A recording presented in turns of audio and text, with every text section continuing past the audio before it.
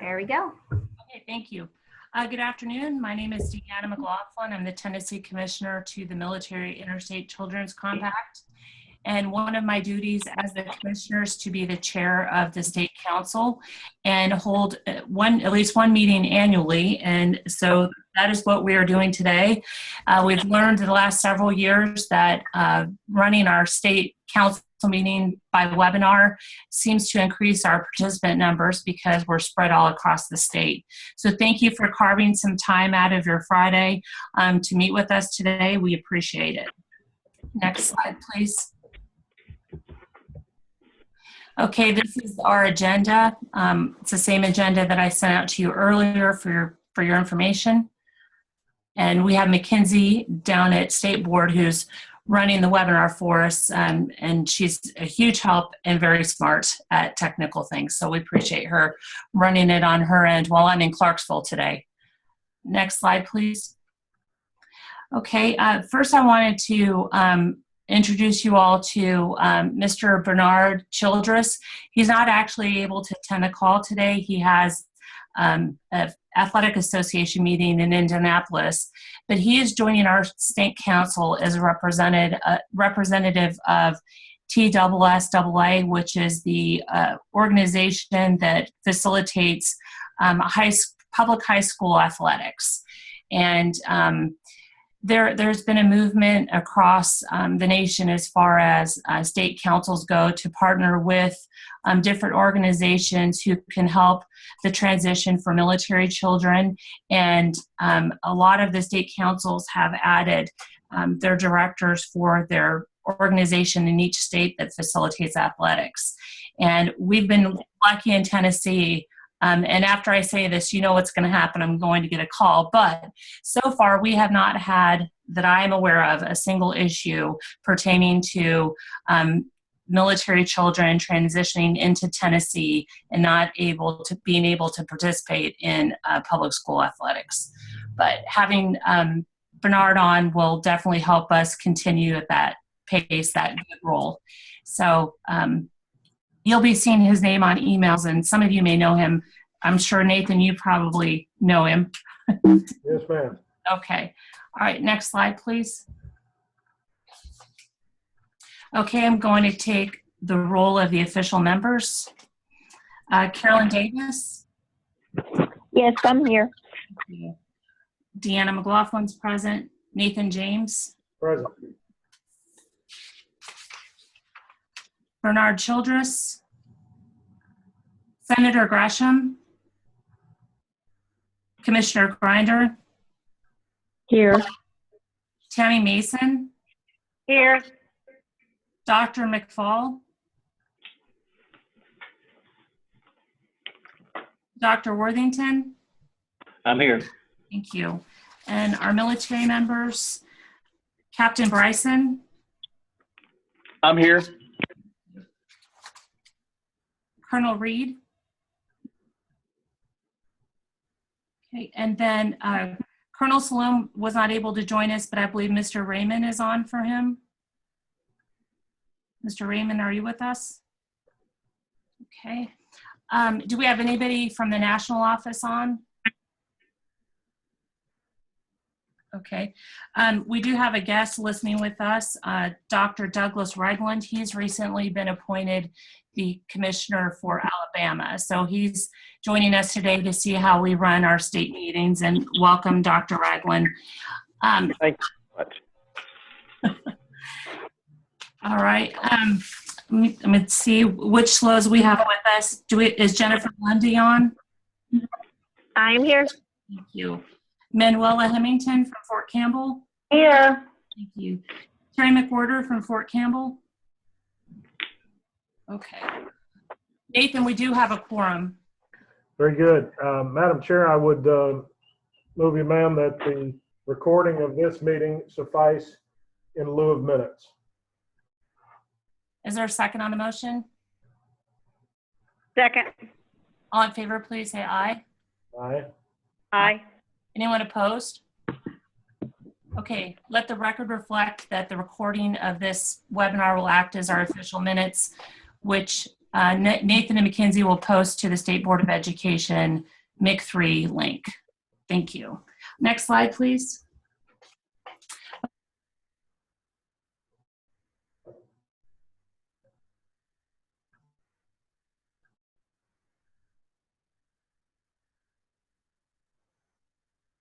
Have we lost you?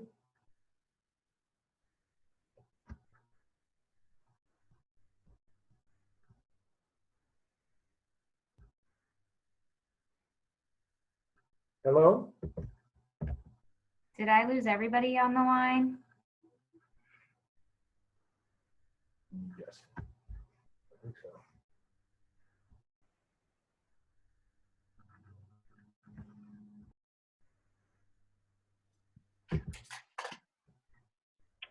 Is that, Okay, Deanna, can you hear us? I can hear you. Not sure what happened, but we are back. Okay, the slides are not visible. Yes, I'm sorry, ma'am. Let me share my screen just real quick. Thank you. Not sure what all happened there, but okay. Can you see it now? Yes. Okay. Next slide. Thank you. I always like to start our annual meeting with what the purpose of our state council and the Military Interstate Children Compact is. And in short, we are here to help ease the transitional educational transfers of military children, grades K through 12.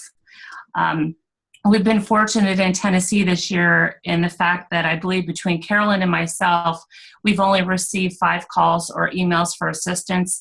They all had been solved at a pretty quick speed. And the majority of them all occurred in counties that typically don't have a relationship with a military installation. So there was some education that took place there, but everything, as far as I know, worked out. And the children were able to continue school where they left off in Tennessee without any issues. Next slide, please. Okay, usually I share cases with you all of what has happened in our state, and the slides that we're going to go over now are based upon cases that have happened in our state, but they're laid out in a training format based on what myself and some other commissioners have trained our new commissioners that come on each year when we meet annually. Part of the training slides are key issues affecting military children. One of the largest ones is, of course, academic issues. The school liaison officers are very familiar with the fact that military children typically have 6 to 9 educational transfers between kindergarten and graduation. The adjusting to new school settings, transfer of services for special education, incompatible graduation requirements, redundant or missed testing, transfer of coursework and grades, transfer of their educational records, and exclusion from extracurricular activities. Next slide, please. Another concern or key issue affecting military children are interpersonal issues affecting performance, such as social and emotional needs, fitting in, making new friends. 1 in 15 military dependents have lost a parent to war. Typical deployments vary from 45 days to 1+ years. Deployments can often be sudden without notice. Recent armed forces surveys show that even parents who don't deploy cope more poorly due to increased workload. And issues can also begin during reintegration when the military member returns. Next slide, please. Parental separation, possible responses from children between the ages of 6 and 8 are frequently experiencing sadness and grief, regression to more childish behavior, excessive complaints of pain or stomach aches, poor attention span and difficulties in school, and they may feel deprived of attention and display clinging. Next slide, please. Reaction of children between the ages of 9 and 12 could be 1/3 of them report symptoms of anxiety. They feel angry and have resentment, possible withdrawal, and boys especially, sorry, I guess there's a piece of the fourth bullet missing, may also experience depression is what it's supposed to be. Next slide, please. Possible responses to children between 13 and 18, limited coping skills, distance themselves from others or feel resentful. Boys have greater school peer problems. During deployments, girls tend to have greater difficulties when the deployed member returns home. Next slide, please. Okay, the next few slides will be based on the training that we provide for new commissioners to the Military Interstate Children's Compact. And so we're going to roll into the key rules that educators deal with when they're receiving new military children, and that I know the school liaison officers experience when they're contacted by a school or parent, and issues that Carolyn and I deal with when we're contacted by a school or a family or a family member. Next slide, please. Okay, Article 4, the rules pertains to enrollment, specifically educational records, immunization, and kindergarten entrance age. Next slide, please. What is covered under this rule is unofficial records may be requested by a parent. They're used for enrollment or placement, and the sending school must send official records within 10 business days from receipt of the receiving school's request. What is not covered is the right to request a copy of every paper in the file and receiving unofficial records free of charge. Next slide, please. Immunizations. What is covered under this rule is a child is given 30 days from enrollment to obtain required immunizations. A series of immunizations must be started within 30 days of enrollment. What is not covered is TB testing. TB testing is a test rather than immunization, therefore it may be required prior to enrollment, but it is not under the compact rules. Next slide. Kindergarten and entrance age. I think this is one that every single state has dealt with multiple times when it comes to transition of military children. What is covered under this rule is a military child who is in kindergarten may continue in kindergarten regardless of entrance age, and regardless if they're already enrolled and attended kindergarten or first grade, and they may be promoted to the next grade regardless of age. So what basically this rule in a nutshell is, if a child has already been enrolled and attended kindergarten in the sending state, regardless of the entrance age in the receiving state, they must be enrolled and continue to be in kindergarten. The key is enrolled and attended. What's not covered is a student not being enrolled or attended in kindergarten in the sending state, even though they are eligible. Next slide, please. Let me pause for a second. This is Nathan. Just for the benefit of everyone else on the phone, there was legislation this year at the General Assembly which did not pass. And I was called on to testify about the Military Interstate Compact in the House Education, Administration, and Planning Subcommittee that the bill was in. And we got into this issue a little bit because there are some states that start at age 4, and it's different all over the place. But on the general issue of kindergarten start dates, the kindergarten start date in general in Tennessee had been altered like 5 times in the last 8 years. So it ultimately didn't change there. But this is an issue that comes up with our legislators.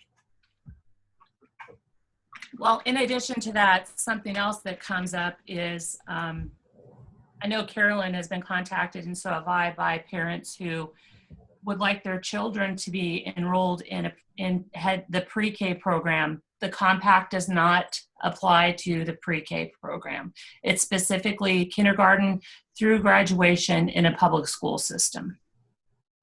Next slide, please. Case study number 1. A student whose birth date is October 15th was registered for kindergarten in a state with a December 1st cutoff date. The student never attended kindergarten in the sending state and moved to a new state with an October 1 cutoff date. Must the receiving state allow the student to attend kindergarten even though the student doesn't meet that state's entry age requirement? Nathan, you want to answer that one? No. Next slide, please. The receiving state does not have to enroll the student in kindergarten. If the student had enrolled and attended kindergarten in the sending state prior to the move, the receiving school must allow the student to continue in kindergarten. Likewise, if the student has completed kindergarten but does not meet the attendance age for first grade in the receiving state should allow the student to continue in first grade regardless of the cutoff date. And a tip is each situation is unique. Gather all the information before determining how the compact rules apply, and always contact the Tennessee Commissioner if you are unsure how to proceed. Anything else from anybody on kindergarten entrance age? Thank you for being available. The first time I testified on that, I said this, and I felt a whole lot better after talking to you and making sure I was right. I got your back. But yeah. That's. I'm sure it'll be something that comes up with some frequency. Okay, thank you. Next slide, please. Okay, Article 5 is placement and attendance, and this applies to course and program placement, special education services, placement flexibility, and absence related to deployment. And below is a quote from a military child. The toughest move I ever had was when I was in 5th grade. I switched schools in December and I was failing all of my classes. And I'm an honor roll student. I don't fail classes. My teachers thought I was being disrespectful, but I was just miserable. Next slide, please. Course and education program placement. What is covered under this rule is placement in courses and programs based on prior enrollment. Receiving state may subsequently perform an evaluation to ensure the appropriate placement and continued enrollment. What is not covered is guarantee of continued enrollment if not qualified, and no requirement to create a course or additional space. So essentially what this rule does is if the child was in an AP biology class in Virginia and they're coming into Tennessee, then it's our responsibility to continue them in that AP coursework. If they don't have an IEP, then the school can test them to continue to make sure that they're in the proper placement. Next slide, please. Special education services, what is covered is receiving state will initially provide the same services identified in the student's IEP. Receiving state may perform evaluations to ensure the appropriate placement. What is not covered is a requirement to provide the exact programs as the sending state, and anything above the requirements in the Individual with Disabilities Act. Next slide, please. Case study 2, a dyslexic student transfers to a new state. In the sending state, dyslexia is covered as a disability, while in the receiving state, it's defined as a reading problem. The parent did not obtain an IEP prior to moving. As a result, the receiving state drafted an IEP for attention deficit hyperactivity disorder. However, it did not include dyslexia. The parent was upset with the school. Prior to the move, the student was doing well academically. At the time the parent contacted the commissioner, the student was failing his classes. How would you resolve this case? Would anybody like to comment on that? Educators? Okay, next slide. The student did not have an IEP from the sending state, therefore this case does not fall within the compact.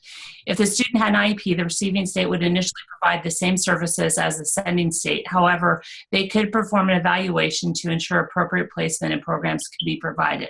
The commissioner contacted the school administration to confirm that dyslexia is a recognized learning disability, and the school worked with the family to obtain reading assistance and support for the student. Next slide, please. Placement flexibility. What is covered is allowing flexibility to the local school to waive course or program prerequisites or other preconditions if similar coursework has been completed in another school system. Not covered are mandatory waivers of prerequisites or preconditions. Next slide, please.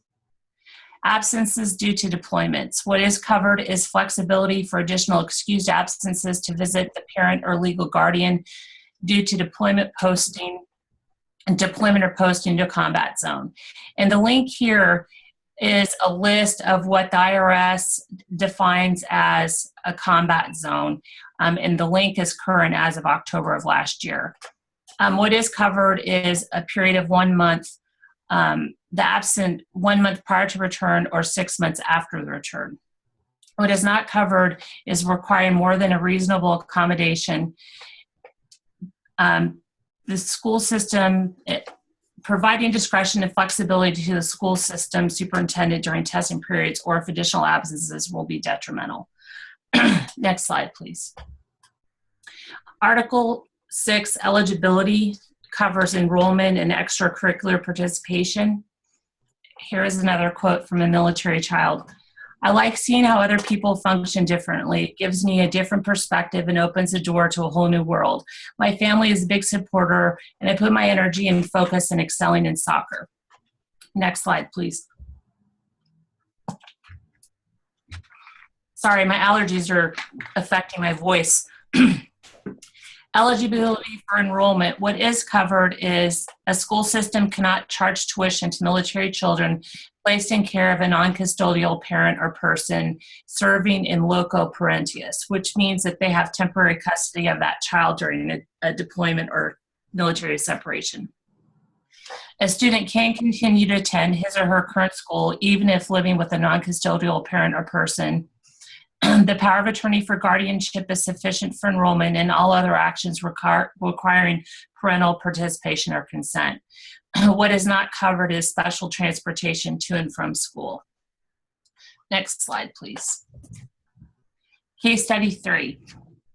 A student has 10 absent days on record and is on an attendance plan with the school. The father is returning from a combat zone deployment and wants to take a family vacation to Orlando. I wish they would have asked me to go. Okay. The family is asking for 10 school days of excused absences in schoolwork. The trip is also the same time as state assessment tests. Question, is the district required to provide excused absences in missed schoolwork? Next slide. The outcome is, in this case, the school district is not required to provide excused absences during testing periods or if the child already has missed a significant amount of school. The final decision on excusing absences rests with the school administration or school district superintendent. Nobody ever wants a child to miss the testing. Hey, Deanna, on that one. Yeah, this is BJ. On that one, the previous general out there, he talked a lot about this, and he sent out information, and I don't know if Colonel Salam does that either, but what he did was he sent out information to his parents about the importance of not taking their students out during testing time and how he made that a priority. I don't know if others do that, but that was sure helpful for us. Jennifer, do you all do that at Millington? Sorry, I was on mute. We haven't had anything like that go out, but I could see how it would be helpful if we did put something out to the schools. Yeah, he put it out to his soldiers. We didn't put it out to schools, but he did it from his level.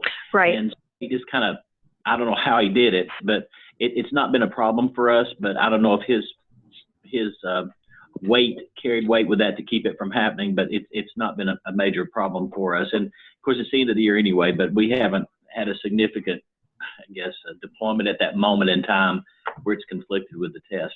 So anyway, that was helpful to us. Yeah, and I think here, because most of our folks are, they're not leaving, they're mostly here, we don't deploy. So It's really not a huge issue for us either. Okay. Thank you, Dr. Worthington, for sharing that. Sure. Next slide, please. Eligibility for extracurricular participation. What is covered is state and local agencies shall facilitate the opportunity for inclusion in extracurricular activities regardless of deadlines, as long as the child is otherwise qualified. What is not covered is state student athletic associations, some of which are not affiliated with state or LEAs. Although the receiving school must demonstrate reasonable accommodation, there's no requirement to hold open or create additional spaces. Like I had said earlier, this has not been an issue in Tennessee. And having a daughter who did play high school basketball, if there's a talented kid that shows up, a coach is going to make room for them. It's going to happen. I think that's why it hasn't been an issue for us. I have not heard of this at all happening in Tennessee. Have you, Carolyn? I have not. Okay, so great job, schools. Next slide, please. Case study number 4. A student moves to a new school district over the summer. She wants to try out for cheerleading, but tryouts were held at the end of the prior school year. The new school says she will have to wait until next year. Does the compact apply to this case, and what would you do to help find a resolution? Anybody like to comment on this one? Okay, next slide. The outcome is the compact encourages LEAs to facilitate opportunities for students who miss timelines to participate in extracurricular activities. It asks schools to explore ways to support participation in cheerleading or other extracurricular activities. Schools must show reasonable accommodation, however, they are not mandated to reserve or hold spaces for transitioning students. In addition, sports are usually governed by an independent athletic association with specific rules and regulations. The compact differs to these regulations. It might be why it's a good idea to have Bernard on the council, huh? Absolutely. Next slide, please. Article 7, graduation. This covers graduation from receiving state, from sending state, and exit exams. Next slide, please. What is covered under graduation rule is waiving courses required for graduation if similar courses were completed at the sending school. Accepting sending state exit or end of course exams, national achievement tests, or alternative testing in lieu of testing requirements for graduation. Allowing receipt of a sending school's diploma as an alternative to accommodations for exit exams and graduation requirements that the student does not have time to meet. Should a waiver not be granted to a student who would qualify to graduate from the sending school, the LEA shall provide an alternative means for acquiring coursework so graduation may occur on time. Next slide, please. What is not covered are mandatory waivers, although an LEA must show good cause for denial of a waiver. Mandatory waiver of the exam or acceptance of alternative results, and the right of parents to request a change of graduation requirements in the receiving LEA. Next slide, please. Case study number 5. A family recently moved between states to a new duty station. The parents said that their son was on course to graduate from the sending high school at the end of his junior year so he could enlist in the military. The receiving district was unsure if the student would meet the graduation requirements of either district. Does the compact apply, and what steps would you take to resolve this case? Next slide. The outcome is the receiving state was willing to allow the son to graduate from the sending state's high school, but wanted to make sure it was consistent with the compact. In addition, they requested whether the compact would be applied to a junior. The compact defers to transfers during senior year, however, could apply to a junior if the student had met his graduation requirements of the sending or receiving district. This would also determine which district would award the diploma as well. The sending state commissioner compiled materials to assist the receiving school district and to determine required coursework that needed to be completed. Unfortunately, they discovered that the student did not meet the sending school's graduation requirements, therefore the compact ultimately did not apply to this case. Deanna, this is Tammy Mason. I just wanted to add, if I may, we had this situation, I guess it was a couple years ago, with the state of Ohio. Right. And this was something that we had to work back and forth on what was best for the child. And ultimately what we did was, initially the request was for the for the diploma to come from Arlington High School. But what we ultimately worked out was Ohio accepted what our graduation requirements were, because the child was not going to be able to meet the Ohio graduation requirements, and it ended up working nicely. But this has been an area that I think has been most critical for military children as it relates to graduation, in my experience. Absolutely. And thanks for bringing that up, Ms. Mason. If I remember correctly, the student was going to graduate from your school with highest honors, but there were different requirements in Ohio. Correct. Yes. So that when a child, especially a child that transitions quite often, is able to receive highest honors because of their success as a student, that's a big deal. And I was really impressed by the fact that that's something you had never dealt with before. It was something that the school in Ohio had never dealt with before, and you all worked together to help that child graduate with highest honors in Ohio. It really highlighted to me, as we work with different states, this particular school wasn't even aware of the military compact and had not heard of that. And so we were able to work through it, but it just highlights the importance of this work. Thank you. Next slide, please. Case study number 6, a family moved from a sending state to a receiving state in over the summer for the father's new assignment as a ROTC commander at ABC University. Their daughter was a high school senior and is projected to graduate this upcoming year. She's already on track to graduate in the sending school with honors with state distinction. Four credits are required for receiving honors diploma in the receiving state, and she cannot make that up in 1 year. So Tammy, this is your case. Yeah. Next slide, please. The sending and receiving state commissioners partnered on this case. The sending commissioner contacted the sending district superintendent to ensure the student would obtain a diploma if graduation requirements were met. The transfer initiated during the summer, and it took the school counselor several weeks to connect to ensure the credits were met. As a result, the student was able to receive a diploma from the sending school and was able to participate in graduation ceremonies at the receiving school. Yep. Exactly it. That's it. Yep. Next slide, please. Okay, any questions on anything that we just covered as far as compact rules and how they are applied? All right. A few years ago, I think it was 2 years ago, we sent out the rule books. If anybody needs additional compact rule books, please send me an email. Let me know how many you need and what address they need to be sent to, and I'll take care of that. Okay. Every year I like to try and share our numbers, what they look like in Tennessee for military children. This is a report from DOD of impact aid that is sent to Tennessee to help offset some of the costs from increased student levels related to military. So that just gives you an idea the amount of money that DOD has put into education in our state. Next slide, please. That's an extremely useful slide, by the way. I appreciate that. Is that something you can use at work, Nathan? Yeah, definitely. It's, so occasionally get a question about it. It's nice to have a tool that you could point to, fairly definitively.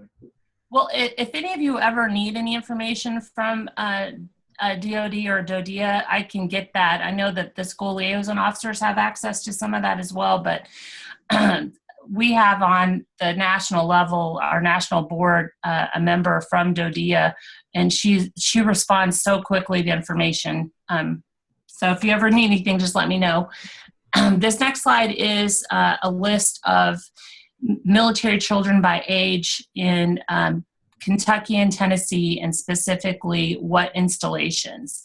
And this just gives you an idea of the numbers that military children that we have in our state as a result of military placement. Next slide, please. Okay, Carolyn was going to speak to us about the military child identifier. Yes. Hello, everyone. I'm sure everyone is familiar with the ESSA, or Every Student Succeeds Act. I know that the Tennessee Department of Ed has just put out their ESSA plan, and included on the federal level was a military student data identifier. And back in 2014 in Tennessee, Senator Green, they passed some legislation regarding a military identifier in Tennessee before it was included as part of the federal ESSA Act. So that was Tennessee Code Annotated 49-65101, which just looks at the identification and tracking of students with active duty military or reserve parents or guardians. So I know that we have talked before about making sure that school districts were aware of the compact. So I think this military student identifier would be very valuable to this group. To my knowledge, as a school counselor, I am unclear if we have started tracking that particular data, especially in school districts that may not have a large military population or are not located near a military installation. I know that just in doing some research, I know that on the enrollment for Clarksville Montgomery, they have on their enrollment a military identifier. Like I said, to my knowledge, I don't think there's a school, especially in East Tennessee in my region, that is doing that yet. So I was just going to see if the council could kind of get some information from the Department of Ed on where we stand on the military student identifier. In looking at the ESSA plan that's been put out by the Department of Education, which I haven't read all 350 pages of it yet, I did not see, I know that states had a lot of autonomy in developing their ESSA plan. I didn't see in that initial draft or in the plan where the military student identifier was identified, or how we were going to, as the state, start looking at that data. Nathan, do you have any information on that? Well, I'll tell you, right at this very moment, I'm sending a communication upstairs to the Department of Education to pose that very question. Would you mind sharing with us any information that you receive? If you send it to me, I can push it out to the group. Yeah, please do. Thank you. Any other conversation on this? Okay, next slide, please. As some of you may be aware, we've been operating without a vice chairperson of the state council. Here is the position description. If anybody is interested in serving in this role, please let me know. It cannot be an active duty military service member, as you all are ex officios on our council. School liaison officers, because you're a DOD employee, you're also not eligible, but any of the superintendents of schools. Hey Nathan, what do you think, since Bernard's not on the call, that we let him know that he was elected? Madam Chairman, I make the motion that Bernard serve as vice chairman for the ensuing term, and that all further nominations be dispensed with. Can we amend that with his approval? Sure. Okay. If you insist. Okay. All right. I'll second that motion. All in favor, say aye. Aye. Any objection? Congratulations, Mr. Childress. I'll call you tomorrow. He did great work. I'm glad we could reward him with this promotion. Next slide, please. So this will be our last state council meeting with 3 of our members, Captain Bryson, Colonel Salome, and Dr. Worthington, as Captain Bryson and Colonel Salome are changing duty stations, and Dr. Worthington gets to retire after a long career in education. So I want to take time to thank you all so much for all the work that you do for children and our military children. And I've been in contact with DOD about the gentlemen who are replacing Captain Bryson and Colonel Salome. And Dr. Worthington, I'm sure you'll let me know when the board's decided how they're going to attempt to fill your shoes. Sure. Right. So, but I do appreciate everything that you've done, and thank you so much. And oftentimes, Dr. Worthington, when I have a case, I refer to what Clarksville Montgomery County Schools does, because there are seldom issues in your school system when it comes to placement of military children, and we appreciate that. Well, thank you. I appreciate that. It's not me. I tell you, the staff does a great job with this. Right, but, you know, a leader sets the example, right? So take the pat on the back, sir. Okay, ma'am. Thank you so much. Appreciate it. This is Captain Bryson at Mid-South. I just want to say thanks. Appreciate the commission's support and helping Jennifer here, who does the lion's share of the work as well. So thank you very much. I appreciate it. And my replacement will be here this summer, Captain Scott Wathan, and I'm already getting him up to speed. Thank you so much. This is Nathan. If you could, if someone could send me an email that poses the specific question about the military student identifier, you know, with sort of all of the supporting information you may have, and if you don't have any, that's fine too. But nathan.james@tn.gov, so that I have a little better paper trail on it. I've already sent a question up to the assistant commissioner's office up there, but it would be good to have the specifics in writing. Would that be possible? I would be happy to send you the information that I have on it. This is Carolyn Davis. Yeah, that'd be great. Thanks. Okay, next slide, please. All right, does anybody have any questions pertaining to the compact or our state council? Any comments? Okay, I think that's it. Thank you all so much for your time today. I do want to ask before we adjourn, did anybody else join that we did not capture in roll call? Okay. Did anybody from this national office join? Nope. Okay. Thank you all so much. Thank you, Mackenzie, for running the operations there, and everybody have a great weekend. Thank you. Have a good weekend. Thank you, Deanna. Bye-bye. Bye.